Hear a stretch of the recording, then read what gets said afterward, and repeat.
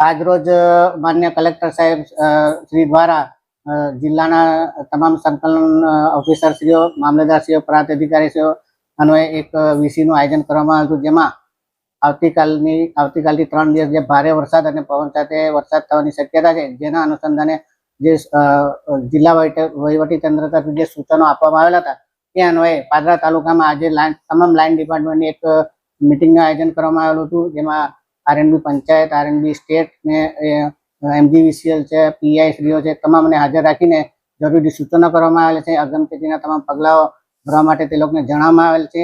તેમજ અત્રેના તાલુકાના કંટ્રોલ રૂમમાં દરેક ડિપાર્ટમેન્ટનો એક કર્મચારી હાજર રહે એ રીતના વ્યવસ્થા કરવામાં આવેલ છે, જેથી સંકલનમાં પણ કોઈ પ્રશ્ન ઉપસ્થિત ના થાય.